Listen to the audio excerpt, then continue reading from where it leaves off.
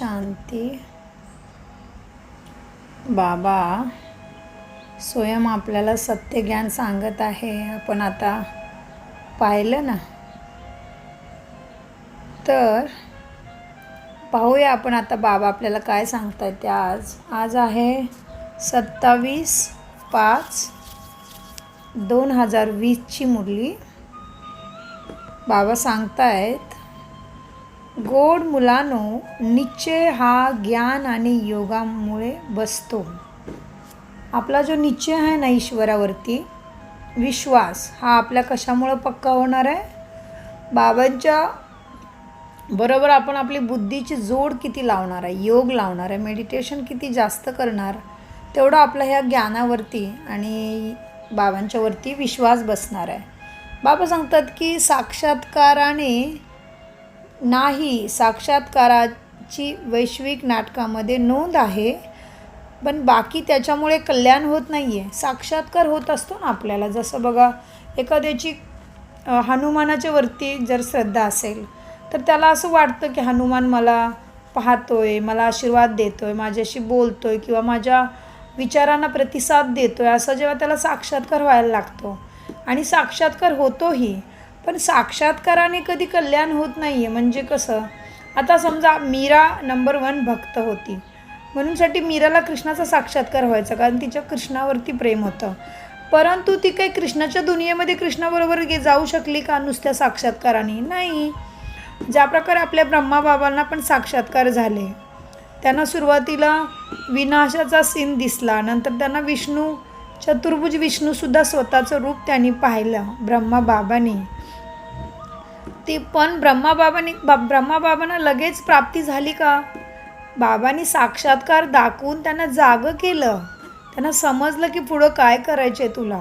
आणि नंतर बाबांनी खूप अभ्यास केला आणि बाबांनी सगळा धंदा ट्रस्टी ओम शांती त्यांचा स्वतःचा बिझनेस ओम शांती ट्रस्टी नावाने स्थापन केला. बाबा स्वतः ट्रस्टी झाले आणि सर्व धंदा त्यांनी लवकरात त्याच्यामधून आपली बुद्धी काढून ते सगळं पैसे वगैरे घेऊन बाबांनी ओम शांती मंडळीची स्थापना केली.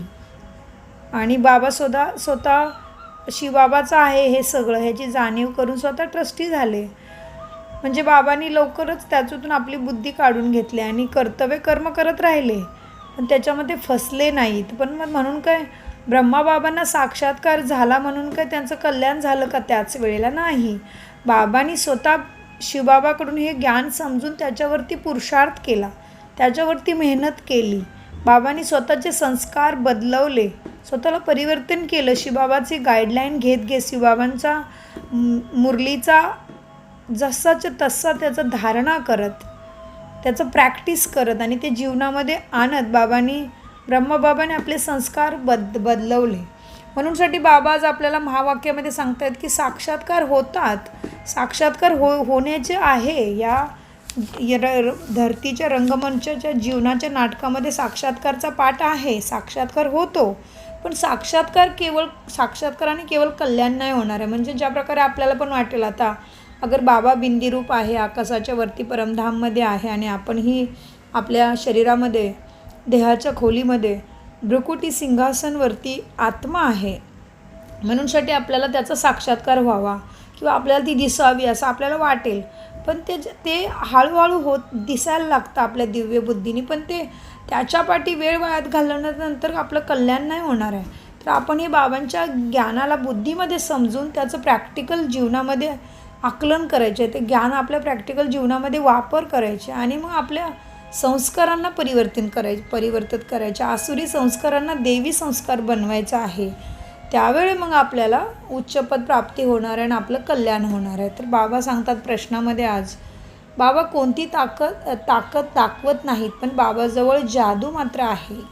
बाबा जादूगर, बाजीगर, सौदागर, रत्नागर सगळं आहे, पण बाबा आज प्रश्न विचारतात की कोणती ताकद बाबा नाही दाखवत. तर बाबा सांगतो उत्तरामध्ये, मनुष्य समजतात ईश्वर जर शक्तिशाली आहे तर तो मृत मनुष्याला पण जिवंत करू शकतो. पण बाबा म्हणतात की ताकद मी दाखवत नाही. बाकी कोणी नवविधी भक्ती करत असेल तर त्यांना साक्षात्कार करतो. हेही नाटकामध्ये नोंद आहे.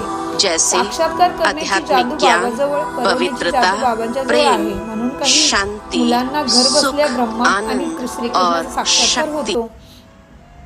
बाबा सांगतात की मला समजतात की ईश्वरामध्ये ताकद आहे, ईश्वर सर्व शक्तिमान आहे, तर मृत माणसालाही जिवंत करेल. पण बाबा सांगतात तसा प्रकार नाही आहे.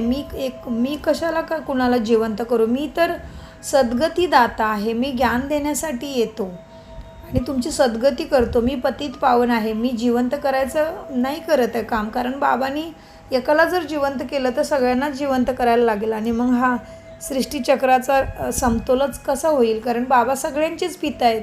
तर बाबा सांगतात की माझ्यामध्ये ती ताकद आहे, पण मी ती दाखवत किंवा ती वापरत नाही. आणि साक्षात्कार मात्र मी करवतो. अगर माझे जे अनन्य भक्त असतात, म्हणजे भक्त पण खूप असतात ना, मनापासून अगदी हृदयापासून भक्ती करणारे, तर ते भक्तांचं आणि त्यांची भक्ती कशी अशी नवविधा असते. नवविधा म्हणा संपूर्ण भक्ती असते. नवविधा म्हणजे नवविधी असतात त्याच्यामध्ये, म्हणजे अर्चन, वाचन, श्रवण, पूजन, भजन, कीर्तन, मनन, चिंतन, दास्य, पादसेवन, आत्मनिवेदन अशी नवविधीनी भक्ती करत असतील तर बाबा म्हणतात त्यांना साक्षात्कार होतो. म्हणजे त्यांना असं वाटतं की भगवंत मला दिसतोय किंवा माझ्याकडं पाहतोय किंवा माझं ऐकतोय, तर त्याला साक्षात्कार म्हणतात. पण बाबा म्हणतात साक्षात्कार होतो केवळ, पण त्यांनी तुम्हाला कल्याण नाही होत आहे, त्यांनी तुम्हाला देवपद नाही मिळत आहे. देवपद मिळतं तुमचे संस्कार, म्हणजे बाबा समजतात आपल्याला कर्म, अकर्म आणि विकर्माचा खेळ, आणि जसे कर्म तसे तुम्हाला पदप्राप्ती होणार आहे बाबा सांगतात. बाबा आजचं गीत आहे कोण आया मेरे मन के द्वारे, कोण आले माझ्या मनाच्या दरवाजातून माझ्या बुद्धीमध्ये, असं आजचं गीत चाललेलं होतं मुरलीमध्ये. बाबा सांगतायत ओम शांती. हे मुलांच्या अनुभवाचे गीत आहे. सत्संग तर खूप आहेत, खास भारतामध्ये तर खूपच सत्संग आहेत. अनेक मतांतर आहेत. खरं पाहता ते काही सत्याचा संग नाही म्हणता येणार आहे. सत्संग एकच असतो, जिथे सत्य परमपिता परमात्मा येऊन ज्ञान देतो, त्याला सत्संग म्हणता येतील. बाकी तुम्ही तिथे कोणा विद्वान आचार्य पंडितांना समोर पाहता आणि बुद्धियोग तिकडे जातो, इथली गोष्ट वेगळी आहे. आणि तो सत्संग जो करतात शास्त्री पंडित तो वेगळा आहे. तो काय सत्याचा संग नाही आहे, कारण ते पण शरीरामध्ये मासलेली मनुष्य आत्माच आहे आणि ते शरीर सोडणार आहे एक दिवस, आणि ते सत्य ज्ञानही देत नाहीत. कोणीही यापूर्वी आपल्याला कधी सांगितलं नव्हतं की आपणच आत्मा आहे आणि आपण आत्माच आपल्या कर्माच्या जोरावरती, आपल्या दैवी गुणांच्या जोरावरती देवपद प्राप्त करू शकतो, हेही कुणी सांगितलं नव्हतं. तर जिथे सत्य ज्ञानच मिळत नाही ते कसला सत्संग आला. तर बाबा सांगतायत इथे तर खूप वेगळं आहे. बाबांच्या या ज्ञानामध्ये तुम्हाला खरा सत्संग संगम युगावरती असतो आणि इथे खूपच नवीन गोष्ट तुम्हाला माहिती होते, जी तुम्हाला अगोदर माहिती नव्हती. ती फक्त परमपिता परमात्म्याजवळच हे ज्ञान असतं. त्याच्यामुळे तो जेव्हा येतो ह्या धर्तीवरती धर्माची पुनर्स्थापना करण्यासाठी, तेव्हा ते हे ज्ञान आपल्याला मिळतं आणि आपल्याला हे नवीन वाटतं, कारण हे कुठल्याही शास्त्रामध्ये वगैरे याच्या अगोदर आपण ऐकलेलं नव्हतं की तुम्ही पुरुषार्थ केला आणि परमपिता परमात्म्याला बुद्धियोग लावला, मेडिटेशन केलं तर आत्म्यामध्ये उजाला होतो, देवपद येतं आणि आत्मा सद्गतीला म्हणजे स्वर्गामध्ये म्हणजे सतयुगामध्ये देवपद प्राप्त करतो. ही गोष्टच नवीन आहे आपल्यासाठी.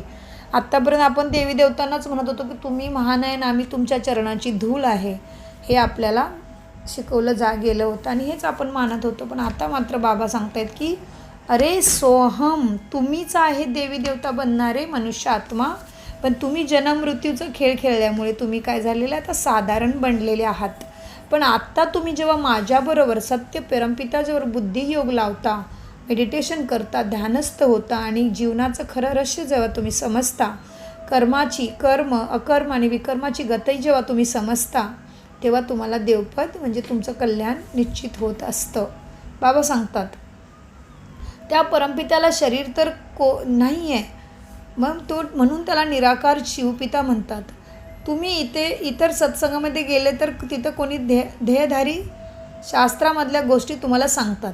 अनेक प्रकारचे ग्रंथ आहेत, तर ते तुम्हाला जन्मजन्मांतर ऐकवत आहेत. आता ही नवीन गोष्ट आहे जी बुद्धीद्वारे तुम्हाला जाणायचं आहे की मी आत्मा आहे.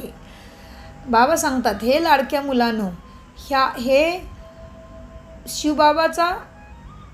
हे शिवबाबाच्या लाडक्या मुलांनो आणि ही शिवबाबाच्या शालिग्राम मुलांनो. शालिग्राम म्हणजे शिवलिंगाच्या जवळ ज्या शालिग्रामाची पूजा केली जाते, म्हणजे शिवलिंग जिथं असतं ना तिथे छोटे छोटे अजून लिंग की बनवले जातात बघा, किंवा छोटे छोटे दगडे ठेवले जातात, छोटे छोटे, एकदम छोटे छोटे, त्याला म्हणतात शालिग्राम. म्हणजे ते आपण शिवबाबांच्या बरोबर असणाऱ्या आत्मा, महान आत्मा, देवात्मा मुलांचं ते प्रतीक आहे शालिग्राम. तर बाबा आपल्याला त्याच नावाने बोलवत आहेत की माझ्या शालिग्राम मुलांनो, तुम्ही मला जाणता आणि मी तुम्हाला ह्या धर्तीवरती प्रत्येक कलियुगाच्या अंतिम समयी भेटत असतो. मलाही शरीर नसल्यामुळे मी हे ब्रह्माबाबाच्या शरीरामध्ये बसून त्याच्या आवाजाचा वापर करून मी तुम्हाला शिकवत असतो. तुमची बुद्धी एकदम दूरवर पोचते. आता तुम्हाला सगळं समजायला लागतं की आता काय होणार आहे जीवनामध्ये. तर बाबा आले आहेत जीवनाचंही आणि युगामध्ये धर्तीवरती प्रत्येक मनुष्य आत्म्याच्या बाबतीत काय होणार आहे, काय घडणार आहे, काय चाललेलं आहे आणि काय परिवर्तित होणार आहे अजून, आणि कुठलं युग येणार आहे हे मात्र तुम्ही आता जाणत आहात परमपिताच्या सत्य ज्ञानामधून. बाबा सांगतात तुमची बुद्धी आता दूरवर पोचलेली आहे. तर बाबा आले आहेत. बाबा अक्षर किती गोड आहे, किती मधुर आहे. हे माझा बाबा ह्या अक्षरामध्येच कितीतरी प्राप्ती आहे. तेच आहेत माता पिता, जे आपण इतक्या दिवस गायलो ना, तुम्हीच माता च पिता तुमेव, तुम्हीच बंधू सखा तुमेव, तुम्हीच विद्यम द्रमम तुमेव, तुमेव सर्व मम देव देव, कायेने वाचा मनसेंद्रिये मा बुद्ध्यात नामा प्रकृती स्वभावा. मतलब आपण म्हणतो ईश्वराला की हे सगळं काय, माता पिता बंधू सखा, काय नाती असतात या शरीराबरोबर, धन द्रव्य सौंदर्य बुद्धी माझी, हे सगळं तूच आहेस असं आपण भगवंताजवळ मान्य करत असतो.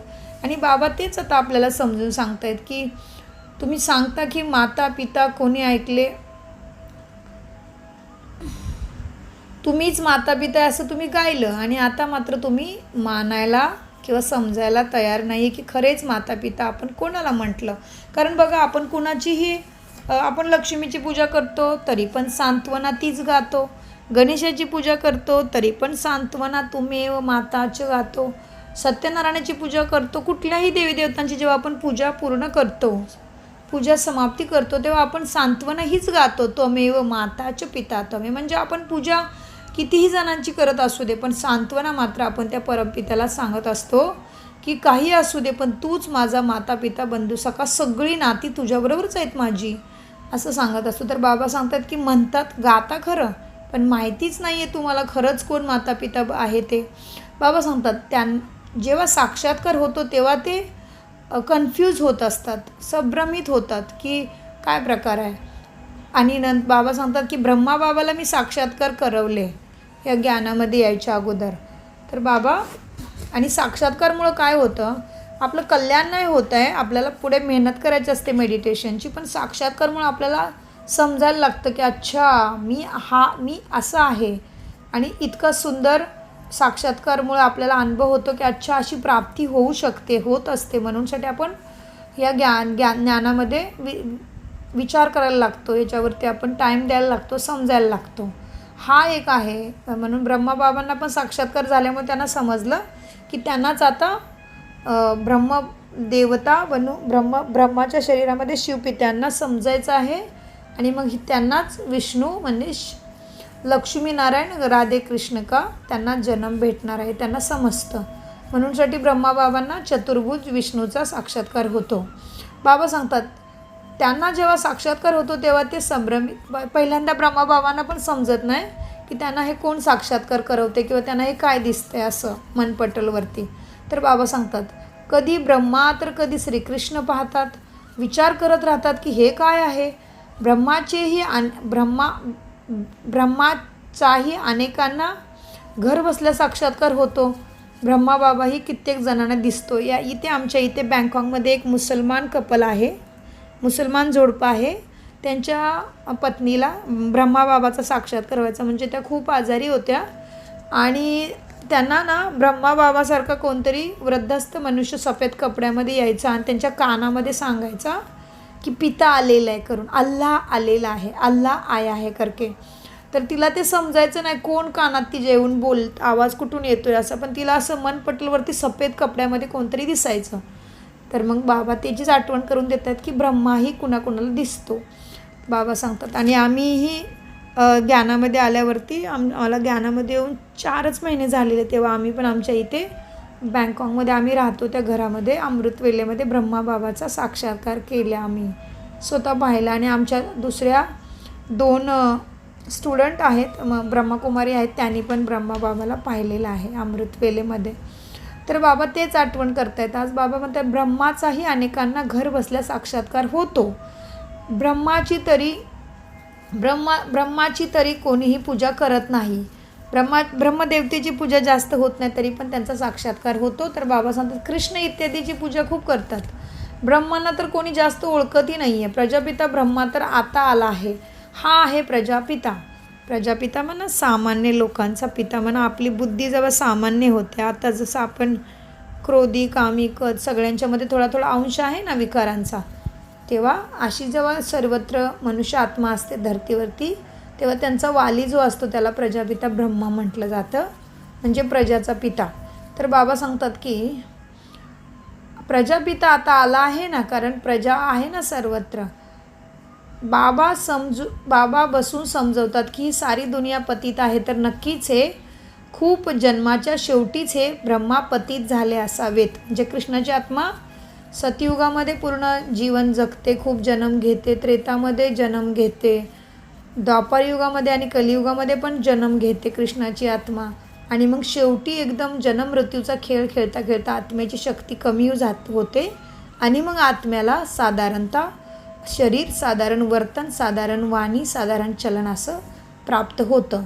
म्हणून बाबा म्हणतायत की ह्या ब्रह्मालाही कोणी ओळखत नव्हतं, तोही साधारणच होता. प्रजापिता ब्रह्मा तर आता इथे आहे. बाबा समजून सांगतात की हे सारी दुनिया पतित आहे, हे खूप जन्माच्या शेवटी हे पण पतित बनले आहेत ब्रह्मा बाबा बी. कोणीही तुम्हाला पावन बनवू शकत नाही शिवपित्याशिवाय. म्हणून तर कुंभमेळ्यामध्ये हरिद्वार गंगासारख्या मेळ्यामध्ये जातात की शुद्ध होण्यासाठी, पण आंघोळी केल्याने कधी मनबुद्धी शुद्ध होते का, पवित्र बनू शकू का? पण ह्या नद्या काही पतित पावन नाही आहेत, त्या तर शरीर साफ करणाऱ्या आणि तुम्हाला पाणी देणाऱ्या नद्या आहेत. ते एक जलतत्व आहे, ते तुम्हाला सद्गती देऊ शकत नाही. नद्या तर सागरापासून तयार होतात. खरं तर तुम्ही ज्ञानगंगा आहेत. आता ज्ञानसागर शिवबाबापासून तुम्ही अनेक ज्ञान नद्या तयार होत आहेत. म्हणून म्हटलं जातं हर नदीचं पाणी सागरालाच जाऊन प्राप्त होतं. म्हणजेच आता आपण शिवबाबांच्या ज्ञानामुळे अनेक आत्माए ज्ञान देण्यासाठी तयार होणं म्हणजे ज्ञानगंगा. बाबा सांगतात तुम्ही ज्ञानगंगा जिकडे तिकडे उगम पावता ते लोक मग दाखवतात. बाण मारला आणि गंगा निघाली. बाण मारण्याचं तर गोष्ट नाही आहे. बाण म्हणजे बुद्धीमध्ये शिवपित्याचं ज्ञानाचा स्पर्श होणं म्हणजे बाण मारणं. ह्या कथामध्ये खूप सार आहे, खूप शिक्षा आहे, पण ते शिक्षा न पाहता कथा वाचत असतात. बाबा सांगतात ह्या ज्ञानगंगा तर विदेशामध्येही जातात. शिवबाबा म्हणतात मी तर वैश्विक नाटकाच्या बंधनामध्ये बांधलो गेलो आहे. सर्वांची भूमिका ठरलेली आहे. माझी भूमिका निश्चित आहे. मीही माझ्या परमधाम घरामधून कधीही धर्तीवरती येऊ शकत नाही. मी फक्त कलियुगच्या अंतिम क्षणी जेव्हा तुम्ही सगळे अधर्मी होता, स्वतःच्या आत्म्याच्या धर्माला विसरता, तेव्हा मला ह्या आणि खूप अतिशय दुःखी होऊन प्रत्येकजण ईश्वराला बोलवतो, त्याची भाकना करतो, तेव्हाच मी ह्या धर्तीवरती येतो. त्याच्या अगोदर तुम्ही बोलवत असला तरी मला यायचा कायदा नाही आहे, कारण हे जीवनसृष्टीचं नाटक फिक्स आहे. काहीतरी समजतात. भगवान तर खूपच शक्तिशाली आहे. मृत मनुष्याला जिवंत करू शकतो. ह्या सर्व गोष्टी खोट्या आहेत. मी शिकवण्यासाठी येतो, मी सद्गती देतो, मी तुम्हाला पावन बनवतो, मी भाग्याचं विधान करतो, मी कुणालाही जिवंत करत नाही. बाकी ताकद काय दाखवणार? साक्षात्काराची जादू तर नवविधा भक्तीमध्ये करतात, तेव्हा मी साक्षात्कार करवतो. जसे कालाची रूप दाखवतात त्यावर तेल वाहतात. आता हे असे कालीचं रूप तर नाही, परंतु कालीचं नवविधा भक्ती खूप जण करतात. खरे पाहता काली तर जगदांबा आहे.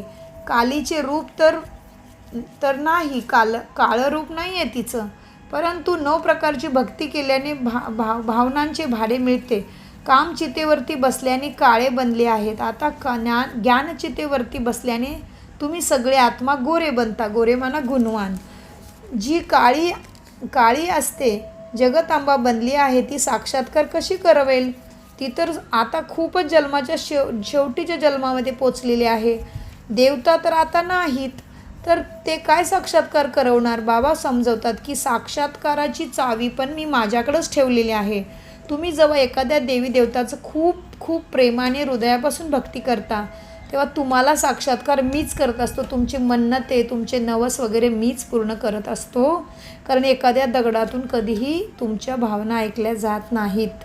बाबा सांगतात अल्पकालासाठी भावना पूर्ण करण्यासाठी आणि भक्तांना नाराज न व्हावेत म्हणूनसाठी साक्षात्कार करवला जातो. परंतु हे साक्षात्काराने तुम्हाला कधीही तुमचं कल्याण होत नाही किंवा तुम्हाला सद्बुद्धी प्राप्त होत नाही. उदाहरण एका कालीचे देतात. अशा प्रकारे खूप आहेत. हनुमान, गणेश इत्यादी. जरी शीख लोकांनी गुरु नानकाची खूप भक्ती केली तर त्यांनाही साक्षात्कार होतो. साक्षात्कार पण मीच करवतो. ते कसे साक्षात्कार करवतील? त्यांच्याकडे तर साक्षात्कार करण्याची चावीच नाही आहे. साक्षात्काराची चावी फक्त परमपिता परमात्मा सत्य बाबाजवळ आहे. बाबा म्हणतात मला विनाश आणि स्थापनेच्या साक्षात्काराची ही शिवबाबांना विनाश आणि स्थापनेचा साक्षात्कार ही बाबाच मुलांना करवतात. परंतु साक्षात्काराने कोणाचं कल्याण होत नाही आहे. तसं तर अनेकांना साक्षात्कार होत असतात. आज ते ज्ञानात नाही आहेत. अनेक मुलं म्हणतात आम्हाला जेव्हा साक्षात्कार होईल तेव्हाच आम्ही भगवंतावर निश्चित विश्वास ठेवू. परंतु विश्वास हा साक्षात्कारावरती नाही ठेवायचा. विश्वास हा तुम्ही आत्मा आहे तर परमपिता परमात्मा असणारच नाही, हे ज्ञान लक्षात घ्यायचं आहे. सत्य ज्ञान समजायचं आहे. तर मात्र ज्ञान आणि साक्षात्कार होईल तुम्हालाही. पण कधी? ज्ञान आणि योगामध्ये जेव्हा तुम्ही सक्षम व्हाल तेव्हा तुम्हालाही साक्षात्कार होईल की येणाऱ्या भविष्यामध्ये तुम्ही काय बनणार आहे आणि तुमची काय गती होणार आहे. ते तुम्हाला समजण्यासाठी तुम्हाला योग आणि ज्ञान मात्र घ्यावंच लागेल. योग म्हणा ध्यान करणं आणि ज्ञान म्हणा सत्य ज्ञान, परमपिताचं ज्ञान. ही मुरलीचा अभ्यास म्हणजे ज्ञान. बाबा सांगतात 5000 वर्षापूर्वी मी म्हटलं होतं की हे साक्षात्कार मी करवतो. मीरेलाही साक्षात्कार झाला. असं नाही की तिचा आत्मा स्वर्गामध्ये गेला. कृष्णाला तिनं पाहिलं म्हणून ती स्वर्गामध्ये नाही जात. जेव्हा तिला सद्गती मिळते, हे ज्ञान मिळतं, तेव्हा ती स्वर्गामध्ये जाऊ शकते आपले स्वतःचे संस्कार परिवर्तन करून. बाबा म्हणतात कोणत्याही गोष्टीवरती संशय असेल तर शिक्षक बहिणींना तुम्ही ब्रह्माकुमारांना विचारलं पाहिजे. हे तर तुम्ही जाणता की ह्या मुलंही तुमच्यासाठी मदतगार आहेत.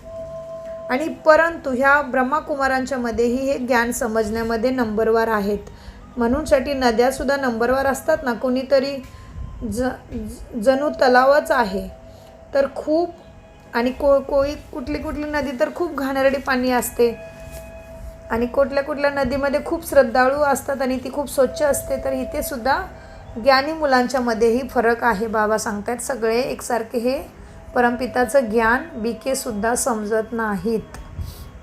बाबा सांगतात तेथेही श्रद्धा भावनेने मनुष्य जातात. ती आहेत तर ब्रह्मकुमार मुलांनी ज्ञानावरती बिलकुल अटेन्शन द्यायचं आहे. बाबा काय सांगतात तसं रोजच्या रोज तेच आचरण करायचं आहे. ज्या प्रकारे आपल्याला शुद्ध भोजन आवडतं ना, म्हणजे ताजं भोजन, शिळं भोजन एवढं मनापासून नाही खावं वाटत ना, त्याच प्रकारे ज्या प्रकारे आपण ताजं भोजन आपल्या शरीराला रोज देतो आणि त्याच्यामध्ये आपल्याला खूप आनंद आणि सुखद अनुभव होतात, त्याच प्रकारे आपल्या मनालाही रोजचं मुरलीचं भोजन ताजं द्यायचं आहे. म्हणजेच आज आपल्याला बाबांनी काय शिकवलं ते आजच्या आजच त्याला समजवून आपल्या व्यवहारामध्ये, आपल्या प्रॅक्टिकल जीवनामध्ये त्या ज्ञानाला आणायचं आहे.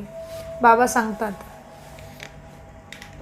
कधीही कोणाची भक्ती सोडून, बाबा सांगतात की भक्ती अंधश्रद्धा असली तरी पण आपल्याला कोणाची भक्ती नाही सोडवायची. जेव्हा त्यांना ज्ञान समजेल तेव्हा त्यांना समजेल की आपण आपलीच भक्ती करत होतो आणि भक्ती पूर्ण होते तेव्हाच हे ज्ञान मिळतं. म्हणजे समजा आंबा कच्चा आहे तर आपण नाही खाऊ शकत आणि आपण तो पिकल्यानंतर खाऊ शकतो ना, म्हणजे तो खाण्यासाठी योग्य झाला. म्हणजेच अगर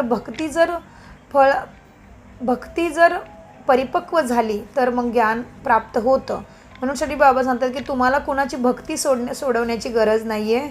ज्याला ज्ञान स्पर्श होईल आणि ज्याला समजेल की मी स्वतःचाच पुजारी बनून स्वतःचीच पूजा करत होतो, पण मला माझ्या स्वतःच्या मूर्तीच्या पूजेतून नाही तर परमपिताच्या परमात्म्याच्या ज्ञानातून सद्गती प्राप्त होणार आहे, ज्याचं त्याला कळू दे. आपल्याला कोणाची भक्ती सोडवण्याची गरज नाही. बाबा सांगतात ब्रह्मा बाबा ही नारायणाची भक्त होते. चित्रामध्ये पाहिलं त्यांनी की लक्ष्मी दासी बनून नारायणाचे पाय चेपत आहे. तर हे चित्र किती खराब आहे ते मग त्यांना त्या चित्राबद्दल घृणा येते. ब्रह्मा बाबांना ते चित्र अजिबात आवडलं नाही. ते त्यांना समजलं की लक्ष्मी कशी नारायणाच्या विष्णूच्या पायाजवळ बसून त्यांचे पाय चेपते. हे तर उच्च दर्जा नाही झाला, कारण जेवढा दर्जा नारायणाचा आहे तेवढाच दर्जा लक्ष्मीचा असला पाहिजे.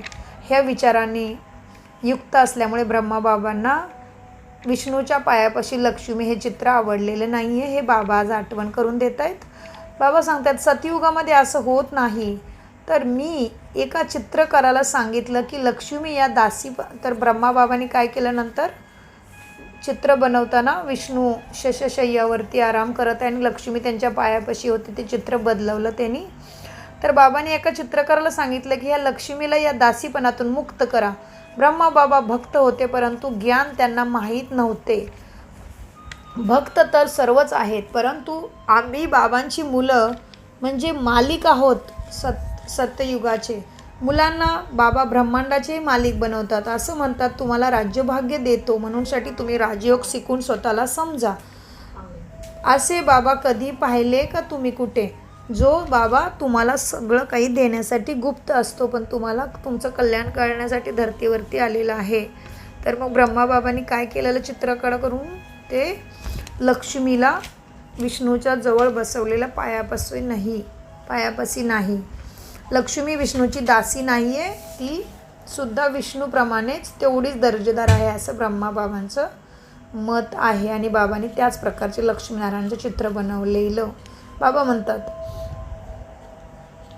म्हणूनसाठी शिवपिता तुम्हाला किती उच्च ज्ञान देत असतो, म्हणून त्यांनाच तुम्ही बुद्धीने आठवण करायचं आहे. बाबा सारखे सांगतात ना, मला आठवण करा, मला आठवण करा. आठवण करा म्हणजे काय की आत्मा दिवस आणि रात्र कर्म करत असतो, तर आपल्याला प्रत्येक वेळेला आठवायचे की शिवबाबाच्या शक्तीमुळे माझं हे शरीर चालत आहे, तर मला प्रत्येक कर्म इंद्रियाद्वारे चांगलंच कर्म करायचं आहे. हे लक्षात ठेवणं म्हणजे बाबांना आठवणीत ठेवणं.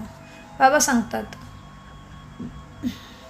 बाबांना तुम्ही डोळ्यांनी पाहू शकत नाही, त्यांच्याशी योग लावायचा आहे बुद्धीने. ज्या प्रकारे बुद्धी आणि मन गुप्त आहे त्या प्रकारे बाबासुद्धा गुप्त आहे, म्हणूनसाठी बाबांना बुद्धीने योग लावू शकतो. बाबा सांगतात आठवण आणि ज्ञान दोन्हीही खूप सहज आहे समजायला. बीज आणि झाडाला जाणायचं आहे. बीज कोण आहे? शिवबाबा. मनुष्य सृष्टीचे सर्व आत्मा बाबांची मुलं आहेत ना, बाबांच्यापासून निघालेले फांद्या आहेत. तर बीज ह्या मनुष्य सृष्टी रूपी वृक्षाचं बीज आहे बाबा. बाबा सांगतात तुम्ही त्या निराकारी झाडामधून साकार झाडामध्ये आले आहात. म्हणजेच आपण सगळे शिवबाबांच्या जवळ आत्मिक दुनियामध्ये आत्मा होते. आत्मा म्हणजे एक वृक्षाच्या रूपामध्ये परमधाममध्ये आत्म्यांच्या दुनियेमध्ये आत्मा, आकाशाच्या पार आत्मा राहतात. सगळे चमचमते तारे बाबाच्या बरोबर सगळे एकसाथ राहतात. म्हणजे याचं वर्णन भगवद्गीतेमध्ये आलेलं आहे 15व्या अध्यायामध्ये की ऊर्ध्वमूलमदशाकं अश्वत्थं प्राहुरव्ययं छंदांसी यस्य पर्णानि यस्सं वेद स वेदविथ. मतलब याच्यामध्ये म्हटलं जातं की मनुष्य सृष्टीचं झाड उलटं आहे. म्हणजे बीज वरती असतं, शिवबाबा बीज आहे आणि त्याचे फांद्या खाली धरतीवरती मनुष्याच्या रूपाने निर्माण विस्ताराला त्याचा विस्तार होत असतो. म्हणूनसाठी मनुष्य सृष्टीचं झाड उलटं म्हटलं आहे भगवद्गीतेमध्ये.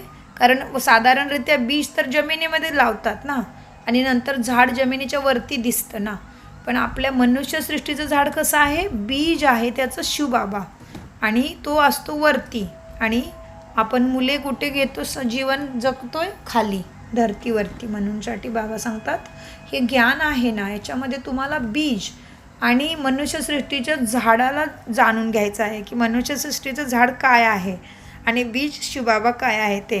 बाबा सांगतात तुम्ही त्या निराकार झाडामधून साकार झाडामध्ये आले आहात. म्हणजेच आपण आता ते निराकारी आत्मा होतो, पहिले चमचमती बिंदी होतो, आपण आता शरीरामध्ये आलेलो आहे. शरीरी निराकारामधून साकार शरीर तयार झालेलं आहे ना आपल्याला.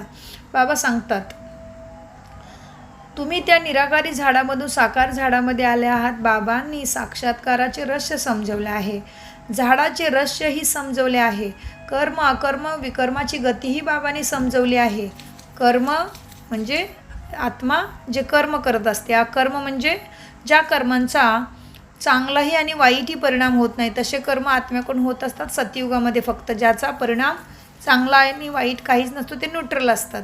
आणि विकर्म म्हणजे आपल्यामधले वाईट गुण आहेत कुठले, त्याच्यानुसार जे आपण कर्म करतो ते विकर्म आहेत. विकर्म म्हणजे आपल्यामध्ये वाईट गुण कुठले कुठले आहेत, काम क्रोध अहंकार मद मत्सर लोभ ईर्ष्या द्वेष, हे सगळे जलसी, हे सगळे विकार आहेत. ह्या विकाराच्या वशमध्ये होऊन जेवढे आपण कर्म करू, बोलणं बघणं ऐकणं चालणं किंवा विचार करणं किंवा दुसऱ्याबद्दल काय पण जो पण विचार असेल तो अगर विकाराच्या वशमध्ये होऊन असेल तर मात्र आपल्याकडून विकर्मच होत असतात. आणि बाबा आपल्याला आता कर्म सुकर्म म्हणजे चांगले कर्म ज्याच्यामुळे देवपद प्राप्ती होईल आणि अकर्म काय आहे आणि सुकर्म विकर्म अकर्मची गती बाबा शिकवत आहेत. बाबा सांगतात पिता शिक्षक गुरु तिघाकडूनही तुम्हाला शिकायला मिळतं. बाबा आपल्यासाठी पिता पण आहेत, गुरु पण आहेत आणि सद्गुरू पण आहेत, तर आपल्याला तिघांच्याकडून शिकायला मिळत असतं. बाबा सांगतात कर्म शिकवतो ज्यामुळे तुम्ही 21 जन्मासाठी सदैव सुखी बनता. शिक्षक ज्ञान देतात ना, गुरु लोकसुद्धा पवित्रतेची शिकवण देतात किंवा अनेक कथा ऐकवतात, परंतु धारणा अजिबात होत नाही. इथे तर बाबा म्हणतात अंतमती सो गती ईश्वर. मनुष्य मरतो तेव्हा सांगितलं जातं की राम राम म्हणा, म्हणजे बुद्धी तिकडे रामाकडे जाईल. आता बाबा म्हणतात राम कुठला आहे, राम म्हणा बाबा. राम मतलब मनाला जो आराम देतो त्याला राम म्हटलं जातं. आणि रामचंद्र की जय सीताराम तो वेगळा आहे. चंद्रमाना 14 कला संपूर्ण त्रेतामधला राम म्हणूनसाठी तो रामचंद्र वेगळा आहे आणि हे राम म्हणा शिवबाबा आहे. तर बाबा म्हणतात की शेवटी म्हणतात की राम नाम सत्य आहे. आणि बाबा म्हणतात तुमचा साकारी दुनियामधून योग बुद्धीचा योग निघाला. आता मी तुम्हाला खूप चांगले कर्म करायला शिकवतो. आपल्याला देहामधून आपले भान निघत असते. आता आपल्याला समजतं बाई ह्या डोळ्यांनी जे दिसतंय ते थोड्या वेळासाठी सुखकारक आहे, नंतर हे आपल्याबरोबर येणार नाही आहे. तर बाबा सांगतात तुमचा बुद्धियोग आता नष्ट होणाऱ्या गोष्टीमधून निघत आहे आणि सत्याच्या दुनियामध्ये बुद्धीचा योग जोडला जात आहे. बाबा सांगतात श्रीकृष्णाचं चित्र बघा, जुन्या दुनियेला लात मारतो आहे आणि नवीन दुनिया घेऊन येत आहे. म्हणजे आपण बघतो ना रांगतावाला श्रीकृष्ण कसा आहे, तो रांगतावाला श्रीकृष्ण त्याचा एक पाय पुढे चाललेला आहे म्हणजे सद्गतीसाठी म्हणजे सतयुगासाठी, आणि तो एक पाय असा लांब आहे म्हणजे तो लात मारतोय नष्ट होणाऱ्या दुनियेला आणि पुढे चाललेला आणि एक हात त्याचा ज्याच्यामध्ये पृथ्वी दाखवतात ना, म्हणजे ते सतयुग येणार असं त्याच्यामधून एक शिक्षा मिळते आपल्याला. आणि त्याचा अर्थ तोच आहे, कारण आपण कधी विचार केला का की हा नेहमी रांगत असतो, याचे पाय नाही का दुखणार, आणि कृष्ण नेहमी बालकच का दाखवतात, त्याचं मोठं पण कुठे येतो. तर ते हे सगळं आता आपल्याला बाबा शिकवतात. बाबा सांगतात कृष्ण चित्र बघा दुनियाला कशी लात मारत आहे आणि नवीन दुनियामध्ये येत आहे. तुम्ही जुन्या दुनियेला लात मारून नवीन दुनियामध्ये जात आहात, तर तुमची नरकाकडे आता लात म्हणजे न पाहण्याची दृष्टी झालेली आहे आणि तुमचं तोंडसुद्धा स्वर्गाकडे आहे. म्हणजे आपली बुद्धी आता कुठे सतयुगाकडे जाण्यासाठी पुरुषार्थ करत आहे. बाबा सांगतात स्मशानेमध्ये गेल्यावर शेवचे तोंड स्मशानाकडे करतात आणि पाय गावाकडे करतात. तर हे चित्रही असेच बनवले आहे. मम्मा बाबा आणि तुम्ही मुलं, तुम्हाला मम्मा आणि बाबाचे अनुकरण करायचे आहे. बाबा मम्मा आणि बाबांनी कसा पुरुषार्थ केला, मम्मा बाबा पण आपल्यासारख्या शरीरामध्ये होते, संसारिक होते, मग त्यांनी आपलं मनामध्ये ह्या शिवबाबाला कसं ठेवलं, कशी कर्म केली, त्यांच्यासमोर ही परिस्थिती आल्या तर त्यांनी कसं उच्च कार्य केलं, उत्तम कर्म केली, हे आपण लक्षात घेण्यासाठी कुणाला पाहिजे आहे? मम्मा आणि बाबांना पाहायचं आहे. बाबा शिवबाबा म्हणतायत, बाबा सांगतायत, ज्यामुळे तुम्ही त्यांच्याच गादीवर बसाल. म्हणजेच बाबा म्हणतात, तुम्ही जेव्हा लक्षात घ्याल की ब्रह्मा बाबा आणि मम्मानी कसा पुरुषार्थ केला, बाबाच्या मुरलीमधलं ज्ञान प्रॅक्टिकलमध्ये कसं आणलं, हे जेव्हा तुम्ही जाणाल तेव्हा तुम्ही इतके उच्च व्हाल की राजघराण्यामध्ये त्यांच्याच वारीस म्हणून जन्माला येऊ शकता. बाबा सांगतात, राज्याच्या मुलांना राजकुमार राजकुमारी म्हणतात ना, तुम्हीही जाणता आपण भविष्यामध्ये राजकुमार राजकुमारी बनतो. आता कुणी पिता शिक्षक आणि गुरु असेल तो तुम्हाला असं कर्म करायला शिकवेल. तुम्ही सदाकाळीसाठी सुखी बनता, हे तर बाबांचे तुम्हाला वरदान आहे. ते तुम्हाला आशीर्वाद देत आहेत. असं नाही की आमच्यावरती कृपा करा, फक्त बोलण्याने काही होणार नाही आहे. तुम्हाला अभ्यास करावा लागेल. प्रत्येक आशीर्वादाने तुम्ही काही फक्त आशीर्वादाने तुम्हाला कधी काही बनू शकत नाही आहे. भगवंताच्या मतावरती चालायचं आहे. त्याच्या भाग्याचं विधान काय आहे ते प्रॅक्टिकलमध्ये आणल्यानंतरच तुम्हाला उच्च पद मिळणार आहे. ज्ञान आणि योगाची धारणा करायची आहे. म्हणजेच प्रत्येक कर्म करताना आपल्याला शिवबाबांनी प्रत्येक कर्म सुकर्म व्हावं, चांगले कर्म व्हावे, यासाठी काय शिक्षा दिलेली हे लक्षात घ्यायचं आहे. म्हणजे बाबांना आठवण करायचे. बाबा समजवतात की आता मुखाने राम राम म्हणण्यासुद्धा जास्त काही भर देण्याची आवश्यकता नाही आहे. इथं शांत राहायचं आहे, कारण आत्मा वाणीच्या परे राहत असतो. आत्मा तर चमचमता तारा शांत येतो. तर आता वाणीने सुद्धा जास्त काही बोलायची गरज नाही. हा सगळा खेळ समजदारीचा मनामध्ये करायचा आहे. बाबा सांगतात, खेळ ही खूप चांगले निघत आहेत. आता अशिक्षितांना बुद्ध म्हटलं जातं. बाबा म्हणतात की आता सर्वांना विसरून तुम्ही बुद्धीला बिलकुल शुद्ध करा आणि शुद्ध ज्ञानाचं चिंतन करा. नेहमी सकारात्मक विचार ठेवा. तुमच्यावरती ईश्वराची कृपा आहे हे जाणून घ्या आणि आपला वेळ सार्थक लावा. बाबा म्हणतात, मनुष्याला देवता बनवणं ही जादूगरी माझ्याशिवाय कोणी करू शकत नाही. अशी जादूगर कोण करू शकेल? बाबा किती मोठा सौदागर आहे. तुमच्याकडून जुने विकार घेतो आणि तुम्हाला देवी गुण देतो. म्हणूनसाठी बाबाला पारसनाथ म्हटलं जातं. म्हणजेच लोखंडासारख्या बुद्धीला तो सोन्यासारखी बनवतो. आश्चर्य आहे ना. बाबा म्हणतात, मी तुम्हाला क्रमांक एकच कर्म एकसारखेच ज्ञान देऊन कर्म करायला शिकवत असतो. म्हणूनसाठी मुलांनो, तुमचं मन जास्तीत जास्त माझ्या स्मरणामध्ये ठेवा. मन मना भव बना. नंतर आहे ज्ञान, त्याद्वारे तुम्ही स्वर्गाची राजकुमार बनाल. आता देवता धर्म तर पाहायलाही दिसत नाही आहे, जो पुन्हा स्थापन होत आहे. मनुष्यांना तुमच्या ह्या सगळ्या गोष्टी नवीन आणि आश्चर्यजनक वाटतात. म्हणतात की स्त्री पुरुष दोघे एकत्र होणे कसे स्वच्छ शुद्ध बुद्धीने करत हे ज्ञान आपल्या जीवनामध्ये उतरवत असतील असं लोकांना वाटतं आणि ते आश्चर्यचकित होतात. बाबा म्हणतात, खुशाल तुम्ही एकत्र नाहीतर कसे तुम्हाला समजणार. दोघांमध्ये ज्ञानाची तलवार ठेवायची आहे. एवढी बहादुरी दाखवायची आहे. परीक्षा तर घ्यावीच लागणार आहे. ते प्रत्यक्षात मेहनत करावी लागते. गंधर्व विवाहाच्या गोष्टी इथल्याच प्रसंगावरती घडतात. मुलं ज्या प्रकारे देवपद प्राप्त करतात त्याच्यावरूनच अनेक गोष्टी शास्त्रामध्ये घडवतात. संन्यासासमोर उदाहरण दाखवायचं आहे की आम्ही एकत्र राहून सुद्धा, घरातली सगळी कर्म करून सुद्धा शुद्ध बुद्धीने राहत आहे. त्याच्यामुळेच आम्हाला 21 जन्माचं म्हणजे अखंड 2500 वर्षांचं सुख मिळणार आहे. आणि सुख ही असं की ज्याच्यामध्ये दुःखाचं नामोनिशाण नाही, त्याला म्हणतात देवपद. बाबा सांगतात, यावेळी सर्वजण एकमेकाशी भांडून नष्ट होऊन जातील आणि प्रत्यक्ष लोणी मात्र म्हणजे गोल्डन स्पून इन माउथ भारताला मिळणार आहे. म्हणूनसाठी तर भारताला वंदे मातरम म्हटलं जातं. म्हणजे वंदन आहे त्या मातेला, जी माता भारताला स्वर्ग बनवत आहे. म्हणूनसाठी वंदे मातरम. जास्त संख्या मातांचीच आहे ब्रह्मकुमारीमध्ये. आता बाबा म्हणतात, जन्मजन्मांतर तुम्ही गुरु करत आलात, शास्त्र वाचत आलात. आता तर मी तुम्हाला समजवत आहे. स्वतःला विचारा, बरोबर काय आहे सत्ययुग आणि काय आहे असत्य दुनिया आणि सत्य दुनिया. माया किती असत्य बनवले आहे तुम्हाला. आता भारत माया म्हणजे आता हे ज्या नष्ट होणाऱ्या गोष्टीमध्ये आपलं मन एकदम अडकून पडतं त्याला माया म्हणतात. बाबा म्हणतात, आता भारतवासी अधर्मी बनले आहे. धर्म नसल्यामुळे शक्तीही राहिलेली नाही आहे. अधर्मी, असत्य, कायद्याचं उल्लंघन करणारे गरीब बनतात. आणि आता तेच झालेलं आहे. बेहदचा पिता शिव परमपिता परमात्मा म्हणून तो बेहदच्या गोष्टी समजून सांगत असतो.